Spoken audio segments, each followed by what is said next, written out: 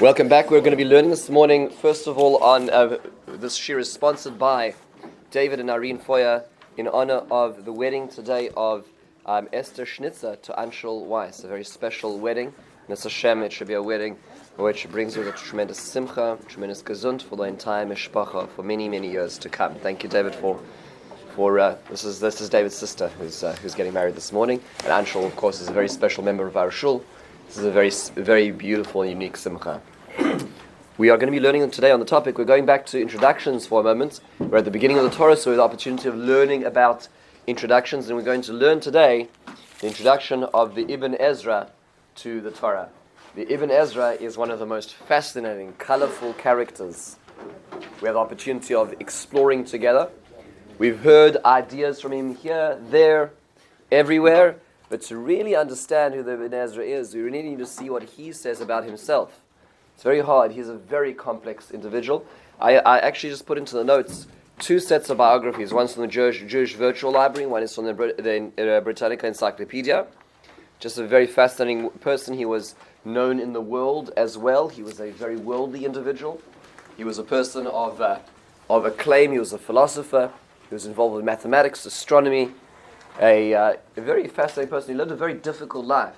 In fact, according to some accounts, he lost 3 children. One of his sons converted to Islam, and then he went into a self-proclaimed exile where he traveled Europe. Even though he was born in Spain, he went across Europe, and he wrote. It's one of very fascinating things. In the biographies, he introduced the decimal system to a lot of the Jewish community in Italy when he arrived there. So at this point in time, the world of Islam was a little more academically developed than the world of Christianity.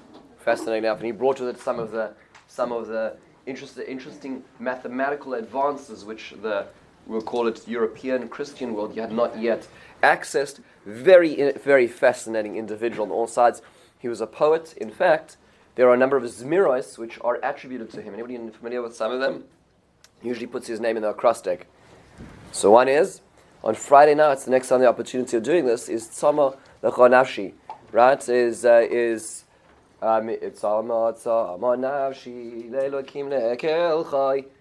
the Ibn Ezra. And if you look at the acrostic, it says Avram ben Ezra. It's a fascinating discussion as to what the last stanza is. Was it an ayin? Was it a hey? Was it an aleph? Was it a hey? Very interesting discussion. There's two permutations of that. He was a poet. He was a very, very interesting individual. Towards the end of his life, he wrote his Pirush on the Torah, his explanation of the Torah. He has a Pirush on a number of the Nevi'im and Ksuvim as well. And he was a very, very famous person. In fact, so famous is he that Robert Browning, much later on, wrote a poem called Rabbi Ben Ezra. Very interestingly enough. And in this poem, it's a very long poem, Robert Browning, who was one of the great poets in England at the time, married to Elizabeth Barrett Browning, who was also a poet. He in this poem he explores the philosophy of youth and youthfulness. And just to quote one paragraph, I did not put into the notes today, but he describes the following: "It is not for such hopes and fears annulling youth's brief years do I remonstrate folly wide the mark. Rather I prize the doubt. Low kinds exist without. Finished and finite clods untroubled by a spark." Where he's talking about the idea of youthfulness and being able to succeed in life when ultimately we're all clods. We're, so to speak, we're all hewn rock, clods of dirt. With is there really a spark there? A lot of very interesting philosophical wonderings put in the name of the Ibn Ezra, and using a historical character as the foundation for his discussion. Fascinating individual. We've all learned little pieces of Ibn Ezra here and there. We've heard his ideas, but very, very few people have actually taken the chance to learn his introduction. And he really is a tightrope walker. He balances a lot of very different ideas, and we'll see why and how difficult it really is to balance these things. Thank you so much. Just a couple of them as well. We see that he balances a lot of ideas. And what we're going to do is we're going to take a look at his introduction, and along with it we'll see perhaps some examples of how he operates. His introduction is very simple. His introduction is essentially 5 steps. And he describes them. These are 5 approaches to learning of Torah. And he is going to reject the first 4, and he is going to adopt the 5th. That's the pattern over here. So what we're going to do is we're going to explore those first 4 and see why he rejects them, and perhaps take a look at some examples in his Pirush on the Torah where he rejects them, just to see what he's doing over here. It is interesting to note as well, of course, he starts off with a poem. If you take a look when we move to the actual introduction itself, where it says, this is past all the notes, it's Hakdamas, Rabbi Avraham Ibn Ezra, and of course the first part is a poem, Bashem Hakel Gadol Vanera Achel Faresh Pirosh Torah. And you'll notice that as we go through our introduction together, he rhymes the entire introduction, which is pretty remarkable considering the amount of content that he puts into here and the sophistication of the arguments that he's about to make. He still puts it in rhyme. Okay, there's a meter to it, you can feel it, and I'm not going to always succeed at getting it right, but as we go, we should always feel da da da da da da da da da da da da da da. Right? There's going to be this meter which moves all the way throughout his introduction. Very fascinating. Let's take a look at the beginning. So he says his introductory remark after the emboldened area, which is the poem about where he asks Hashem for the help in being able to do this. And then he says, Ne'um Avram Hasfardi Hanizkar. This is the speech of Avram Asfardi. What does Sfardi mean in this context? Spanish. Right? Mefarshei Torah holchim al chamisha drachim. There's 5 ways of looking at the Torah. And now he starts. The first, we're not going to read all of this. We're going to do the essential argument, and perhaps an example in each case. Here's the first case. Haderech ha'achas aruka uruchava. The first way is long and wide. You felt the meter there, right? And so from some of our generation, it is lofty.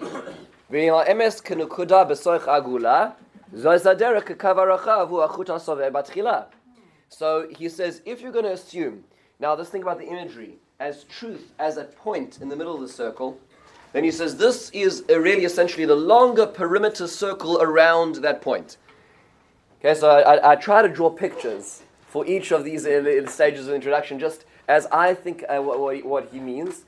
So you have the Nakuda is the truth in the middle, and now you have this larger circle around it, which is this way of this Pirush. And what he says is, if you think about it, in this image, the perimeter circle never really gets close to the center. If you think about it, it's not a spiral; it's a circle, and so it's always at a perpetual radius from the center, and it never really gets any closer or any further. That's this type of explaining the Torah. What does he mean? So here he goes. There are many great people who adopted this approach, and they are many of the leaders of the yeshivas in the Malchus Yishmaelim, which means what? Right, means to say many of the leading Jewish figures in the world of Islam have adopted this approach. Okay, so he is also blessed to be an individual who's been able to travel. At this point in time, he's exiled. He's moving through Europe. He's seeing what the Jews under Christianity and the yeshiva system there contrasted to those under Islam. So this is a comment he can make. And then he says, "Karav Yitzchak shechiber shnei svarim mibereshis ad vayachulu." He quotes a certain Rabbi Yitzchak who authored 2 entire books just on the first chapter of Bereshis. What is the topic of it? And he wasn't quite finished even yet. So what is he talking about in these books? What's this approach doing? On the pasuk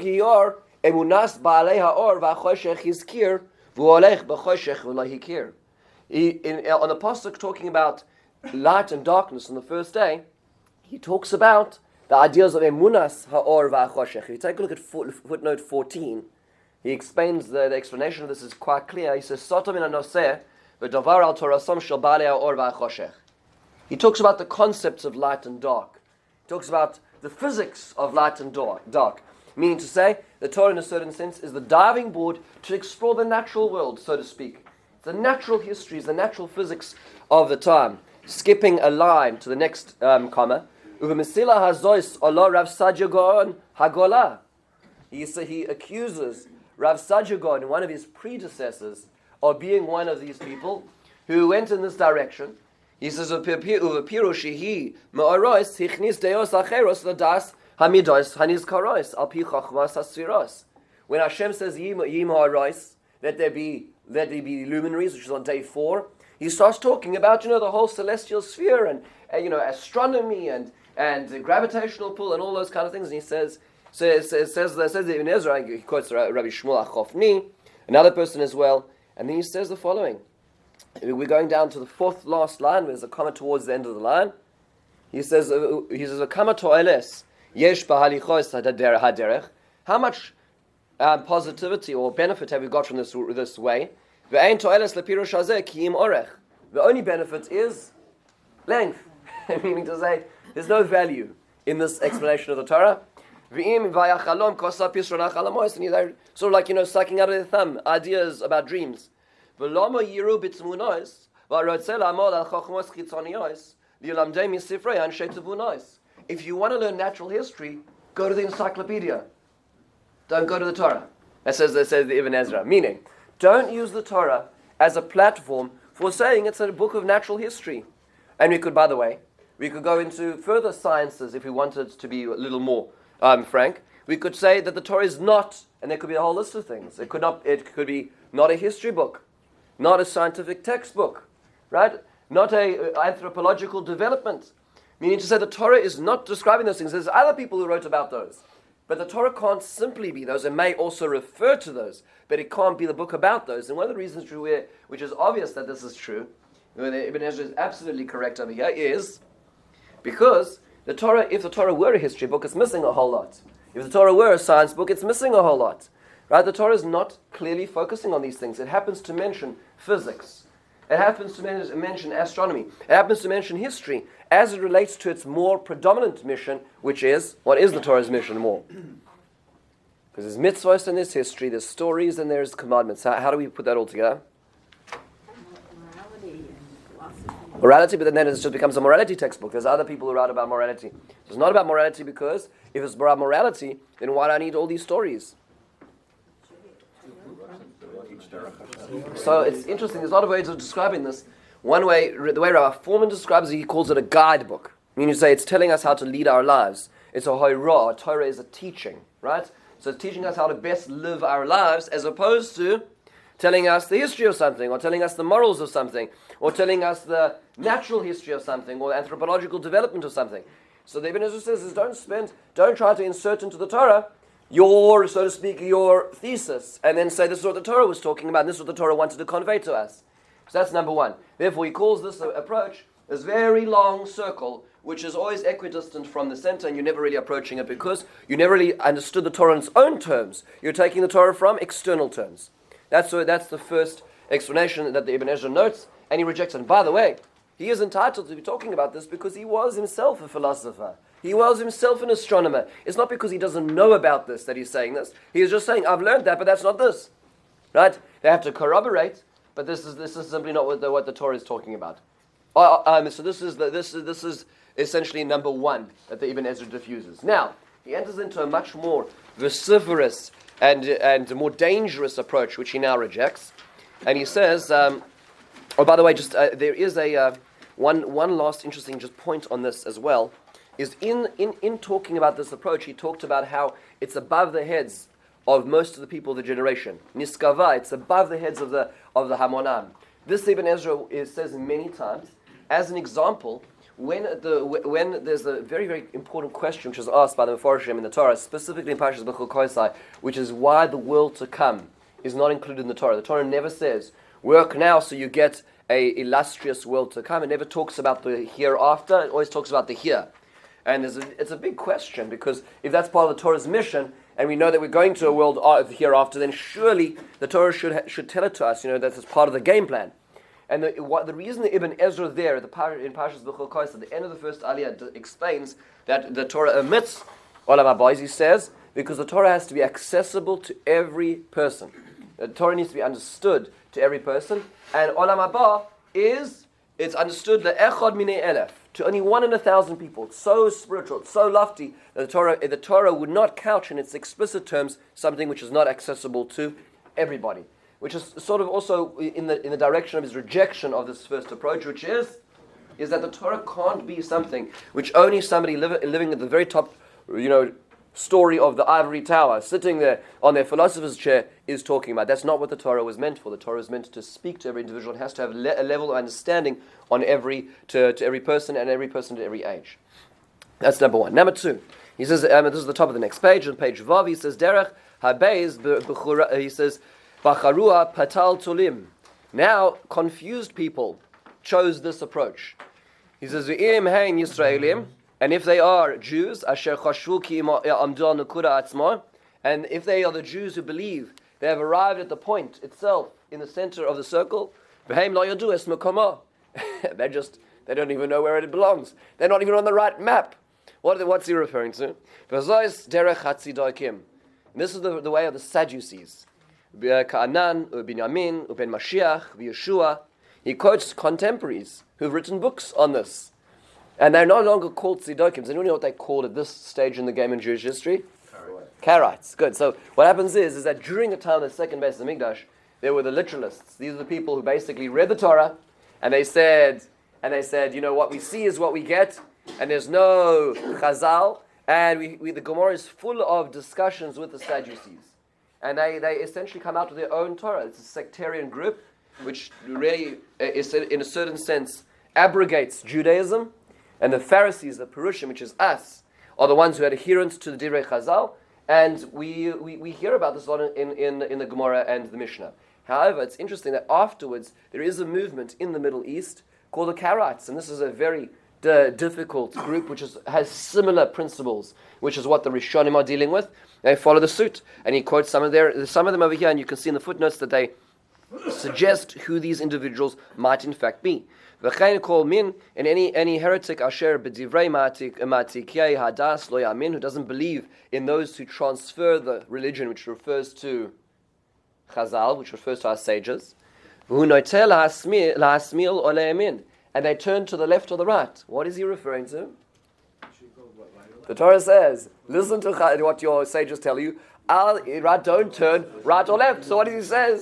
He says, these are the people who are turning right and left. Right? So he's clearly, these are the people who have left the road. He says, we'll call ish kirtzono yafaresh apsukim gam b'mitzvos v'chukim.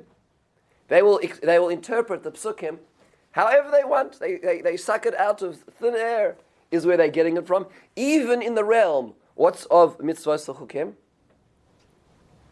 What's mitzvahs l'chukim?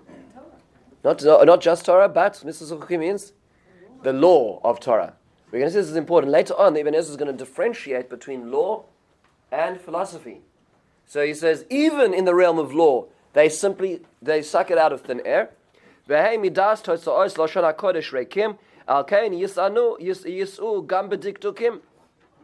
And therefore, their interpretation is incorrect linguistically in the language of Hebrew, and therefore they arrive at the wrong conclusions. And you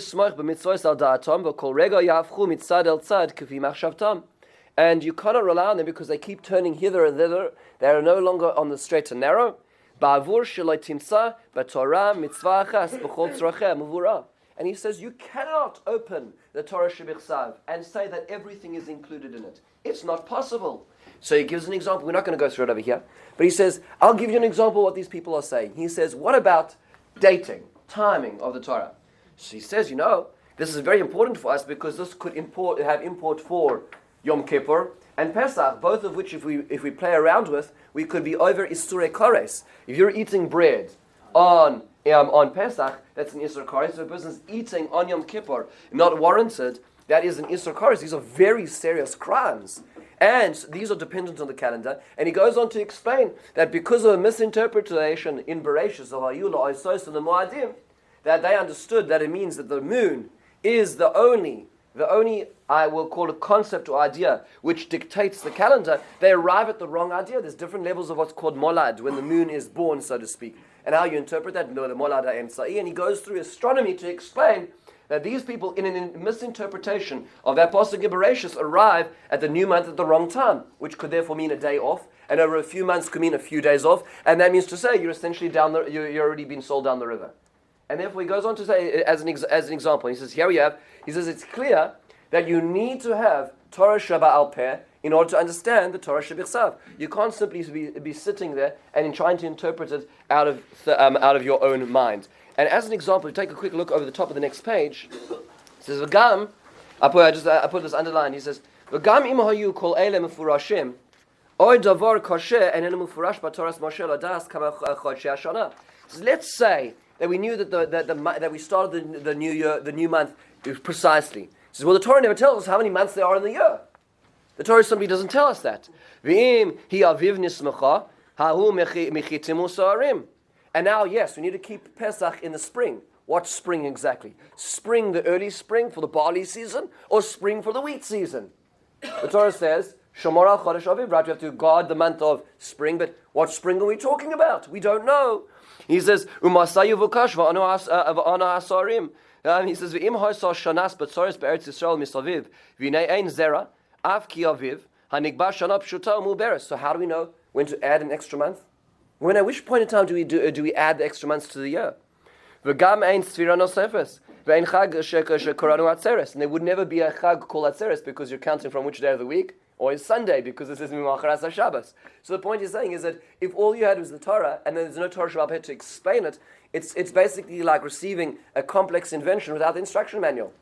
Right? So yes, you could put your finger into that hole and see what happens. Right? But in the end of the day, you might lose it because that might be the sharpener. Right? So if you don't understand what's going on, you're going to misuse this item. He says, all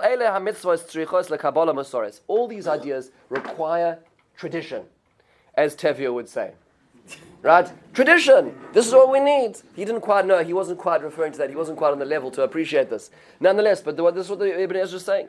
He says, Omrim, Hinei anshe Mishnah mi'idim al ra'iyas levona, v'hinei ateshuva nechona. The people of the Mishnah, the sages of the Mishnah, told us when is the moon to be seen. Im ha'edusam be'neihem ne'emana yakablu edus tzorchei hashana. Ki al pi kriyas based in hinasuna. Based in have to adjudicate when it is based on the principles. Ki asira ibur al aviva tukufas tzorchei tzibur. And there's many considerations of the community as to when they add an extra month. Now he says a very interesting question. V'lama b'mitzvahs nega tzaras mevuarim ha'mishpatim shehi mitzvah la'adam echad. Why is it that the Torah spends so long explaining the laws of tzaras, of leprosy, when it applies to specific individuals here and there? It says, "V'lifrakim ma'atim u'mitzvahs ha'moadim chiyuv kol Yisrael b'chol zman v'lama en b'Torah aleihem eid ne'eman." And then when it comes to Kiddush HaChodesh, which relates to every single Jew, when every single festival, when every single Rosh Chodesh and Mitzvah applies, that's in the cycle of the year, very, very little said. Why is that? We have to look here and there for hints. He says, why is it so seemingly, so to speak, so naive, so simple without the complexity? This is the science, says the Ibn Ezra. Moshe obviously depended upon there being a oral Torah to the written Torah. Shehi simcha lelev ule'etzev marpeh. It must be, when you read the Torah, you have to start with one of the starting principles and the foundational beliefs, is that this Torah cannot be read alone, simply as the book, and you can interpret it as you want. You need to go into it with the interpretations of Chazal. This is very, very clear to him. It is interesting that all the examples he gives are halachic, just worthwhile noticing. All the examples are halachic, when we keep the season, when we ma'abed the shana, all these examples. I will give you an example just of where he relates to such individuals, just a very fascinating example. Take a look back on, these pages are actually numbered now, page 3 of 4, just reverse a few pages. He has an example where he relates to the individuals in this group as an example. So it's in Parshas Yisro, where it's talking about the Matan Torah is about to happen, and Hashem tells Moshe Rabbeinu in source 1, V'gbalta es ha'am saviv le'mor, you should make a fence around the people, saying, Hishamru lachem alois bahar unagah b'katzeu. Don't go up on the mountain when Sinai is happening, when the Torah giving is Matan Torah is happening. Don't ascend upon the mountain. And then a few psukim later, HaKadosh Baruch Hu reaffirms that. And he says, make sure nobody's going up the mountain. Moshe Rabbeinu assures Hashem and says, "Vayomer Moshe Hashem, lo yuchalo am la'alois elahar, ki atah haidar sabonu le'mor hagbel esahar v'kidashtoi." Nobody can go up because Hashem already circumscribed the mountain. It cannot be ascended. So you'll notice, by the way, that there's a contradiction within these two psukim in the same parak. And what's the contradiction? Who's making the guvul? No, that could be Moshe Rabbeinu, could be the mystery, but there's more than that. Most people have just missed it. One said Who? set the bounds, and before the boundary happened. The other one is when he's doing it. The other one is he's already done it. But what's the actual difference? Who is he bounding? Is he bounding the mountain or the people? Right. In pasuk Yud Beis, it's Higbal Tesa Saviv Lemar, bound, so to speak, circumscribe the people. And in 23 in Chav Gimel, when Moshe Rabbeinu is describing that he did this, he says Higbal Tesa Har, the mountain. So he quotes the Ibn Ezra, an individual over here. He says the following in source 3. Vigbalta sim guvul bahar. He says, Al-Kain kamoihu hagbel es-sahar v'kidashtora sim guvul bahar. So ve'erachti kol kach, I'm explaining this very explicitly. He's a little bit more, he says before this. Bavur she'omar ha-meshuga. He quotes an individual, he labels the crazy man. Right, he actually quotes him a number of other times in Tanakh. He says, Bavur she'omar ha-meshuga, because there's some crazy guy who says, Shahafach b'sifroi divrei Elokim chayim, omar kirot so Moshe lemor hagbel es-sa'am.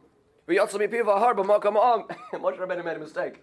Right, Moshe Rabbeinu really meant to say Hagbel er Sa'am, but he slipped up. He said, so this fellow whipped out his quill, made an adjustment, put an asterisk over there. Moshe Rabbeinu really meant to say because clearly there's a contradiction. Says the Ibn Ezra, he says, who gave you the right? Take the quill away from the man. Right, you don't have the right. He calls him this crazy man. The Ibn Ezra very, very many times will be the one who's going to be the knight in shining armor to defend the Torah against people who think they have the right to interpret and reinterpret the Torah. You don't have the right to. You don't have the license. This is no poetic license over here to start playing around with the Torah. There's a very specific reason why the Torah said Am and Har. It's fascinating principle as to what this really means. Why the Torah shifted the description. But don't ever amend the Torah. Don't ever say the Torah meant something that it didn't really quite mean. This is an example of the people in group 2 as well. Now, let's go a little further into group 3. It gets more interesting as we go further. This group over here, very interesting group. He says, okay. Yeah, this is on page Ches. He says, Derech Hagimel Derech Choshech Va'afela. So we've done the first group, which is we'll call it the natural philosophers. The second group are these literalists. Who, so to speak, get stuck and misinterpret the language and don't understand what's going on. The Karaite group and sometimes Jews themselves. And then the third group, he says, is a dark and cloudy group. And if you can imagine them, they're not even in the circle. They're not even in the circumference of the circle. They interpret ideas, metaphors from everything. He says, the Torah really is a book of riddles.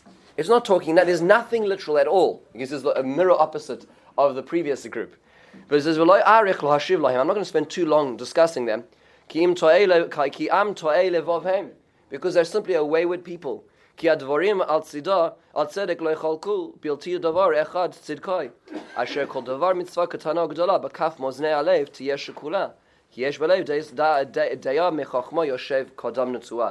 says these people are sitting here, and essentially every time they look at something, they say, no, it must be something else. It refers to a broader principle. He says the following, if they can't understand something based on logic, then they say it must be a parable. It must be a metaphor for something else. Now the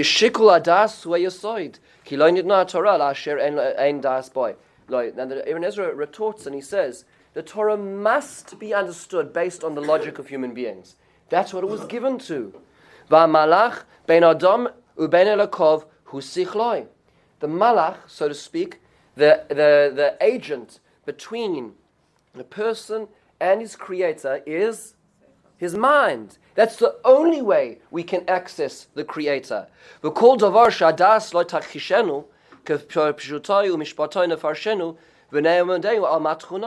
therefore, if you have something you don't understand, we need to spend more time trying to get there, because that's the word of God, which is his way of relating to us.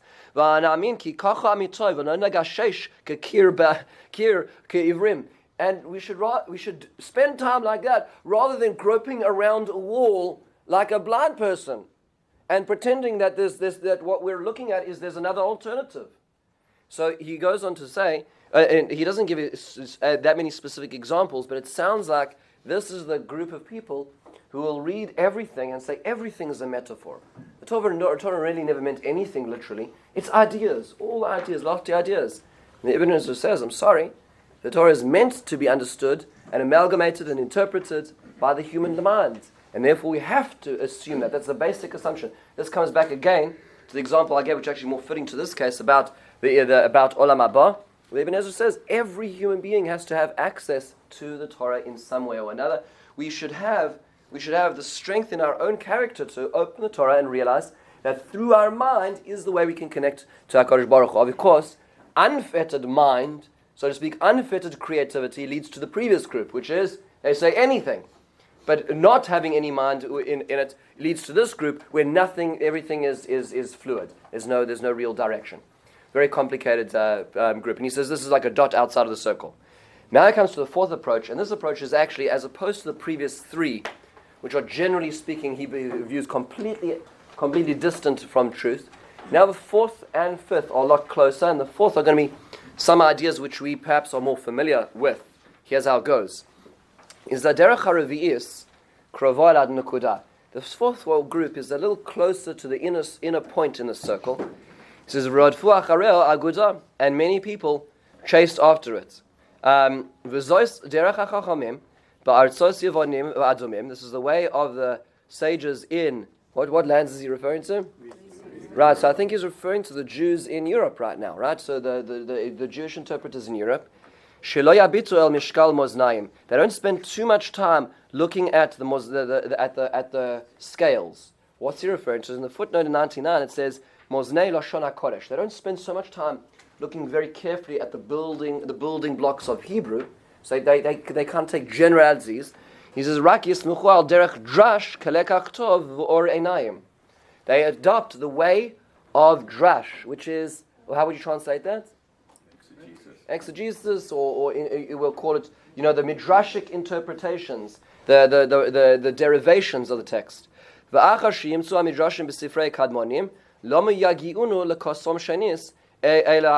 says, look, the midrash is already written, so why are you repeating it? Meaning, how could the sum total of your pirush simply be quoting midrashic material if it's already written? Right? There needs to be something more. He says yesh drash hefach drash v'yesh lo sod v'eina mufurash. And there are many ones which in fact are contradictory of one another, and it's not explicit. He gives an example. Kidrash she'atorah kodma alpaim shana kodem ha'olam. Says there are those who say, there's a midrash which says more specifically that the Torah preceded this world 2,000 years. V'ze'emes rak al sod derech ha'ne'elam. This is clearly over here. Now he goes into the world of, this is an idea, as opposed to group 3. This is an idea, this midrash is an idea, not the Torah is an idea, but this midrash is clearly a metaphor. He says, V'rabim lo yavinu kain, v'liyos kamashmo lo yitzachein. But there are other people who say, no, that's what it means. There's 2,000 years, literally, before the Torah, and the clock was ticking, and then the Torah was there. Ubavor ki hashana miyamim, במספר היא מחוברת, ומידס הרגע והיום בתנועה הגלגל נספרת, ואם אין גלגל אין יום, אף כי יומיים, או שנה או מספר 2,000. He says, wait a second. Time is measured based on the orbits of various celestial bodies. And if there ain't no celestial bodies, then there's no day. And if there's no day, there's no 2 days. If there's no 2 days, there's no month. If there's no month, there's no year. So how are 2,000 years before the Torah? I mean, he has the logical breakdown that Ibn Ezra is saying. It doesn't make sense. How can you even measure time before time is created? Because time was part of the creation. So you can't tell me the Torah was created 2,000 years before creation and that being a literal idea. He says, He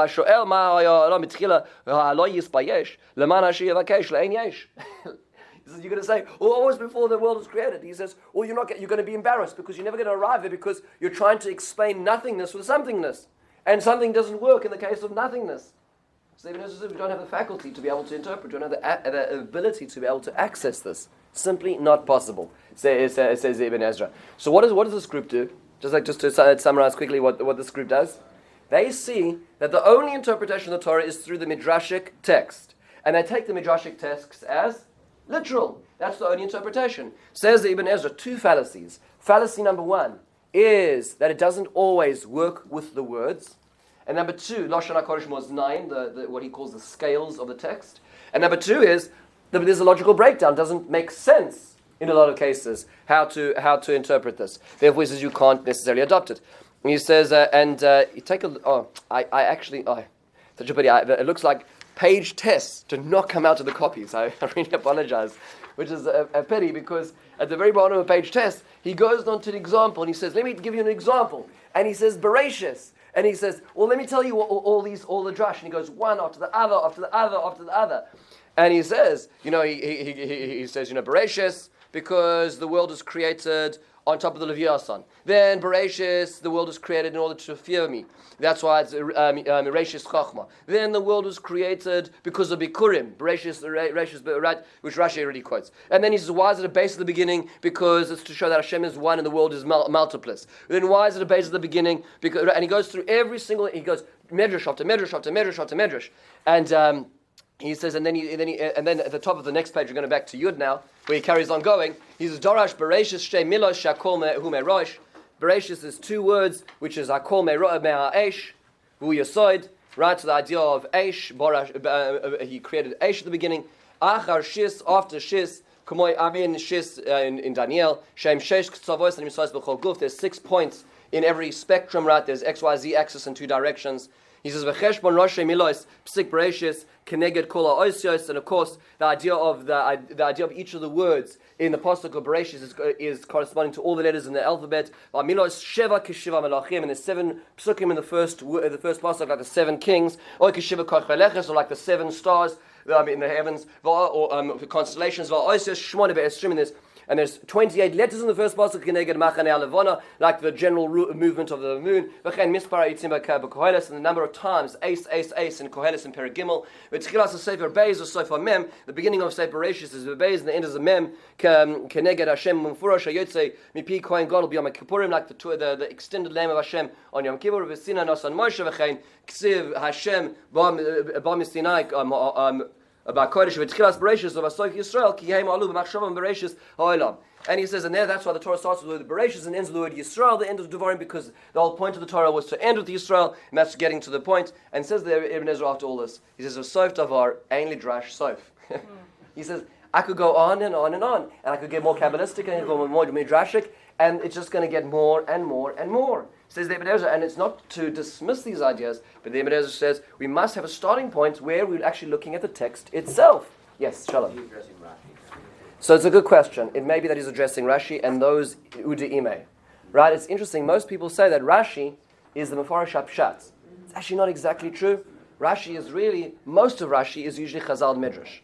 Most of Rashi will occasionally say, right, so occasionally Rashi will say, Davar al Ofanav, he wants to find a way that works with the progression of the Mikra, but most of the time you can rely on the fact that Rashi has essentially diluted, not diluted, but essentially distilled, thank you, that's the correct word, distilled all of the Midrashic history into one specific drop, and he's giving you the greatest interpretation of Midrash on the pasuk or the Chazal, which is fascinating. The Ibn Ezra is not going in that direction. Do you notice that he says that they're closer to the Nakuda, they're closer to the point, but he still does not believe they're getting there as well.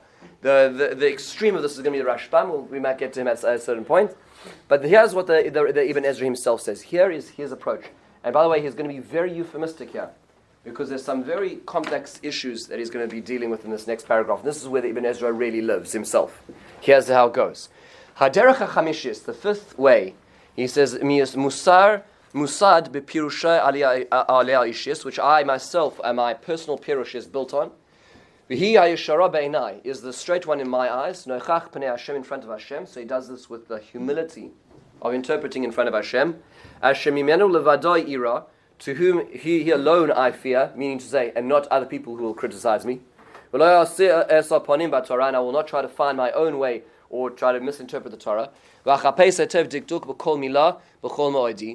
I'll try to find the explanation of every letter with all my strength. I will try to start off understanding the Torah on its own principles. In order to understand it, you go back to the first word, which will give you the explanation, the definition of that word. You go back to the first time example, the word shamayim is used, and that will be what the word shamayim means in the rest of Tanakh, because it's defined itself on its own terms. He then goes on to exclude just the next few lines. We're going to skip for a moment, where he basically says that he's not going to pay too much attention to molei v'chaser. There's an extra vav, an extra aleph, where there are extra things where he says, well, Drash spends a lot of time on. He's not going to go in this direction. The Radak also says similar things in his Pirush as well. He doesn't put too much focus on this, which, by the way, is a cloudy area. We should be very careful about this. I'll come back to in a moment. We're going to go to the next bracket, where in line 16 he says, Torah Aramis Tirgum Emes. He says, when you look at the Tirgum, the Aramaic translation, it is truthful. Ube'er lanu kol ne'elemes, and it interprets everything which is hidden. V'im pshutai, v'im dolak b'mekomas acharei midrashim, and if he sometimes runs after the midrashim, yodanu ki yoser mimenu yodah hasharashim. He knew that they came from greater roots. Rak chofetz lo'isif tamim acherim. He wanted to add extra reasons. Ki pshutai v'neu afilu haboarim, because the pshuta, the basic explanation, everybody needs to be able to understand. And you're going to skip the example he gives. He says, "Ba'avur hadrash derech apshat einenu sara." The drash can never leave the pshat itself, which is the actual specific interpretation of the text. Ki shivim panim la Torah. Yes, there are 70 facets to the Torah. Rak b'toras mishpatim v'chukim imotzonu shnei ta'amim la psukim v'atam echad kedivrei hamatikim shayu kulom tzedikim nishan al mitasam amitam b'li sofek b'yadayim chazakim. Very important line. If you're going to have two interpretations of the same text, and it is in the realm of halacha, which is mishpatim v'chukim, that's what he's saying, and one reason is my logic, and the other reason is the Chazal, who say this is the way to interpret it, what's he always going to do? He will always yield to Chazal when it comes to mishpatim v'chukim. What by inference is he saying? That when it comes to levels which do not govern normative action, do not govern halacha, in that case, he may not yield to the Midrash. Just to understand what he's saying over here. This is a very controversial point that he's saying. He says, "V'chalila chalila milisarev im tzidokim ha'imrim kiamatikim makreshes hakasu v'diktu kiaduktukim." Chas v'shalom, to ever say Chazal misinterpret the pasuk of the pasuk itself. Rak kadmonenu haya emes v'kol divrei emes Hashem Elokim emes yanches avdoi b'derech emes Hashem shall lead me in the right way. Let's see what this looks like for a brief moment to understand the complexity and the danger of the Ibn Ezra at the same time. Okay, so what he's saying is that the starting point is the text itself, language and logic, with deference to Chazal. That's the way he's kind of this balance that he's living in. Let's try to see a few examples of what he's saying. There's many. Let's take a look at over here. In source 4, go back a few pages, it's on page 3. He says, when talking about the Mishkan, he says, he talks about how they used all these different components to make the Mishkan. One of them was Atzei Shittim, was cedar wood. He says, acacia wood, I'm sorry. He says, Atzei Shittim, Yesh Mikadmonenu, he says in source 5, Shamru Sheyakov Avinu Nitan Yisrael Hotziyah Mitzrayim B'Mitzvahs Moshe. So he says, so he's not to I'm sorry. That Moshe Yaakov Avinu planted them in Egypt, and Israel brought out the wood with them. Because where do you get acacia wood in the desert, in the Sinai Peninsula exactly? So the point is, I know that Yaakov Avinu planted them. This is a midrash, and everybody else took them out. And he gives a passage which says, "Kumar tcheres agamon." ויש לתמר, למה נאמר שנמצא איתו לצרכי? ואם אמרנו כן, יש לתמר, למה הציעו עצי שיטים? כי מה צורך יש בהם, להם? He says, wait a second. What need did he have to plant them? And what need did they have to take them out at that point in time? Did they know that they were going to be making this tabernacle in the Mishkan? In the desert? ועוד, הנה המצרים חושבים כי לזבוח הם הולכים, ואחר כך ישובו על כן השילום. So wait a second. The Egyptians, what they signed onto, the agreement they signed onto is a 3-day journey in the desert, right? That's what they were doing, right? so why the logs, right? And then, right? Why are you taking out these large building trees? Why did you take those with you exactly? You know, right? You know, that's not necessary for your little festival in the desert, folks. Why are we lending to you if you think you're not going to come back?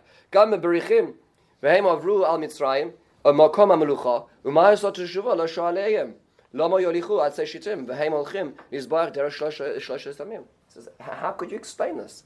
So what's Ibn Ezra doing over here? He quotes a midrash, And he says the Midrash doesn't seem to make sense logically speaking. Why? How could they be extracting such large beams, going to the desert with the excuse of saying that they're just doing a 3-day festival? The Egyptians would never let them go. So Yinei lo yadanu im Kabbalah, and listen to what he says. Yinei lo yadanu im Kabbalah ha'isahi b'yad avoseinu shemitzrayim hotzium gam anachnu nasur l'mashma asam. If this Midrash is what he calls a Kabbalah. What's the word Kabbalah mean in this context? If there's a Masorah, meaning if Chazal have a oral tradition, generation to generation, from generation to generation, all the way back to Mitzrayim, or at least Sinai, that this is what in fact happened. He says, Nasur el Mishmasam. I will yield my logic right now. I'll put my hat on the ground. That is correct. That is exactly what happened. He says, V'im svarahi, but if Chazal are not reporting a Masorah, they are interpreting, they're saying this is likely what happened. Yesh levakesh derech acheres. I would humbly suggest another way of interpreting this. V'namar ki yayo samuch el har Sinai ya'ar hatzei shitim. There was in fact a forest near Sinai of acacia woods. U'v'va'am sham amar lahem shesham yis'akvu harbe ve'en aleim anan kashe pirashti. Az asar kol echad sukkah v'nisharim asu kidmus chatzeres kol echad k'fi ma'alasai v'karsu kol hayar ki im amrav haya v'asu sukkah so Moshe lo diber lahem davar mishkan rak achar yom kippurim. That's equally wrong in my opinion. Okay, so you can say that, but the point is it says that Ibn Ezra. It doesn't make sense that they were taking it out. It must be they found it there. How did they make the sukkahs in the desert in the first place? What material are they using? There must have been some sort of forest. If there was a forest there, then that's probably the forest they used to create the Mishkan, as opposed to saying this Midrash. As an example, another example. The Midrash is not within Torah Shabbat Peh like the Ibn Ezra. That's very clear. Because before he validated Torah Shabbat Peh by questioning a Midrash on logic, he's really extracting Midrashim from the realm of Torah Shabbat Peh. Just want to make that idea. No. So what he's saying is like this, just to be clear. What the Ibn Ezra is saying is a very specific thing. He says, in the Midrash, there are two ways the Midrash could have come to being. One way is Masorah, and one way is Svara, is the logical interpretation. If it was Masorah, then yes, I will always yield to it in the realm of Machshava, not in the realm of Halach. We'll see Halach in a second. But when it comes to this, if it's Masorah, I will yield. If it's Svara, says Ibn Ezra, I have a seat at the table. That's what he's saying as well, and I will suggest this, which is very, very, this is ground shattering. Another example of this is, take a look at this. What was that? How does he know which is which? So that's what he says. I don't know. He says, I humbly will say, Ibn Kabbalah hi nekabel. And another example, in the Akedah, here, take a look in source 6. Bereshis Chav Beis, he quotes, how old was Yitzchak exactly? Rabbeinu Amru, our rabbis taught us, Shaya Yitzchak Kasher Nakad, we all know this, we've taught this, Ben Shloshim V'Sheva Shanim. He's 37 years old. He says, V'im Tevri Kabbalah, Nekabel. Again, if Chazal are giving us a Masorah, and that's exactly how old he was, he says, I have no argument. He says, however, Miderech Svara Ein Zenacham, he says, but from pure logic, it doesn't work. He says, Shahaya Ra'ui Shetiyah Tzidkas Yitzchak Geluya V'Yeschara Kaful Mischar Aviv Shemasar Atzmai B'Ratzon L'Shchita. Then the major test shouldn't be for Abraham, it should be for Isaac. It should be for Yitzchak, because he was a grown man. He says, and the Torah doesn't say, Ato Yodati Ki Yirei Elokim Ato about Yitzchak. It says that about Avraham. Those who say he was a youngster, 5 years old. That's not possible. Why? He carried the wood. How can a 5-year-old carry the wood for the sacrifice? He says logic would dictate. He was probably a young teenager, 13 years old. His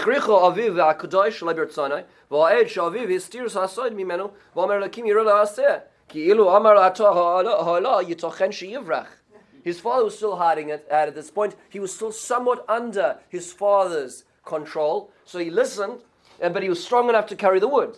That's what the Ibn Ezra says. What do you see over here? The Ibn Ezra again is taking a look. What's the dictating principle according to the Ibn Ezra is? Logic. And therefore he says, this is what I think. But if Chazal are saying the correct, if Chazal have the tradition, then I'll yield to that. Now, let's get into the realm of halacha. This is all machshava, meaning to say, how old Yitzchak is, and where they got the wood from, really doesn't change, so to speak, any halacha itself. But, what about the realm of halacha? So here's an example where the pasuk may be, the logic of the pasuk may be against halacha. Let's take an example in source 7. This is in Parshas Mishpatim, Chav Aleph Vav. Boom, he gets old, right? The slave wants to stay, he gets a nice pierced ear, and he's a servant le'olam. What's le'olam mean? So we know Chazal tell us, based on the stereotype between psukim, it means until the Yovel, which could be next year, depending on when the Yovel is, right? So, but that doesn't sound like the logic of the pasuk. So now what's the Ibn Ezra going to do, right? He was just telling us that the pasuk has to dictate the principles of logic, right? So here's what he says. Listen to this, and you can see how he changes now in source 8. The word olam doesn't mean forever; it means time in general. Zmanim. A long time, says the Ibn Ezra, is what's being referred to here.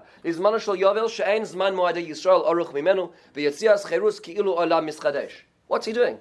What's Ibn Ezra doing here? He's trying to explain why He is essentially submitting to halacha, and he's trying to show us how the logic of the pasuk will now kowtow to the halacha. He's not playing games over here. By the way, the Rashbam, who separates himself from halacha completely, he says the realm of pshat and halacha will say alolam mamash, and he believes the two are not in contradiction. The Ibn Ezra over here says no, it has to. The logic of the pasuk has to converge with halacha. Another example in the pasuk, ayin tachas ayin, shein tachas shein. When a person will let's say destroy another person, a bodily organ of another person, they have to pay back. It sounds like from the interpretation of the pasuk that it means take out their eye, take off their hand, right? And Chazal tell us that what it means is kesef, money. So says the Ibn Ezra in source 10. Ayin Omar Rav Sadia lo nuchal lefaresh that pasuk kamashmo'oi ki im adam hikol ein chaver v'sara shlishis or einov eich yitoken shiyuka maka kazos b'litos sefes mu migras. How can you like, so let's say a person takes a third of that person's eyesight. So how exactly do you reinforce that on the other side? Doesn't make sense, right? He says, "Ulai yachshich or enot kulay b'yoseh kosher hakviva hapetzel hachabura ki im hayu b'makom usukan ulay yamus ve'en adas soveles ve'en adas soveles." Amar ben Zuta. So he says, look, let's say a burn. As a person gets a terrible burn, he gives another person a terrible burn. What you're going to bring him to a basin and give him the exact amount of burn, you could kill him. So what's he saying is what's again happening over here? His logic is now essentially corroborating what Chazal was saying. Is he's saying logic arrives at the same principles, which is must be kesef. It can't be literal and can't be specifically as the Torah describes it. So what the Ibn Ezra has done for us is this is the, so to speak, one of the underlying principles of Ibn Ezra. When it comes to the realm of halacha, always Chazal.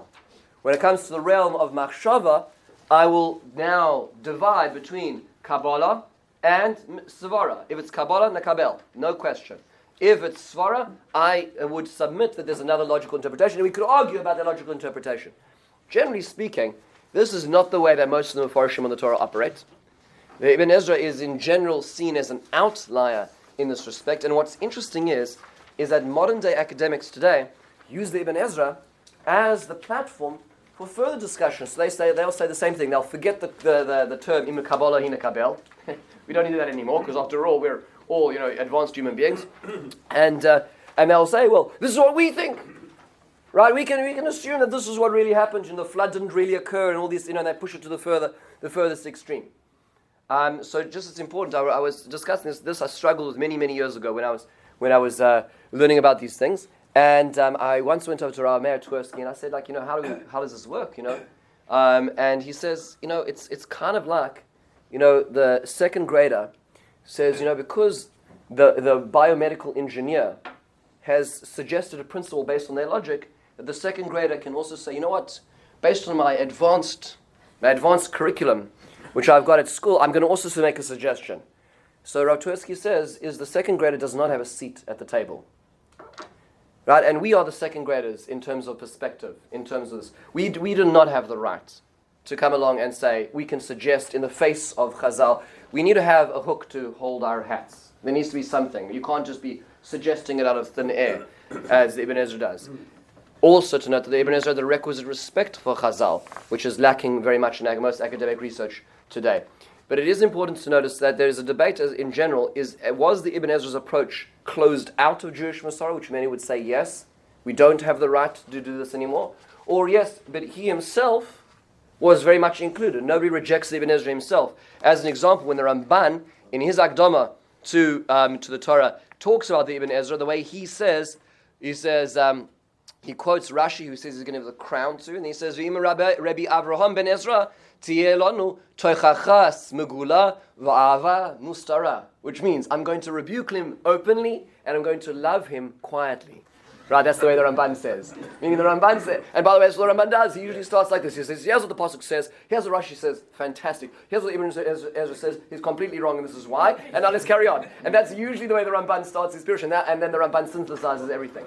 So the Ibn Ezra is a very respected individual, and is one of the foremost Mefarshim. His approach is something which is something which is worthwhile thinking about, but is also questionable. I will end with one last thing. I think it's important.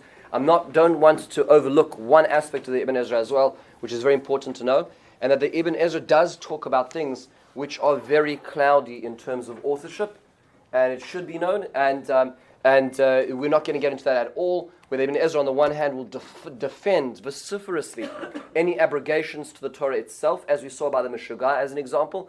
But there's certain soidos that he talks about which are more complex, about certain psukim, and and who wrote them, Moshe Yeshua at the end, and complicated things at the end, which is a much more complex parasha in itself. We do not have the bandwidth or space to deal with this. What our focus today was simply, what is the starting point for interpretation of the Torah itself, and how the Ibn Ezra came to do what he's doing. This might give us an opportunity, the next time we learn the Ibn Ezra, to see from where he comes. Thank you very much for taking the time.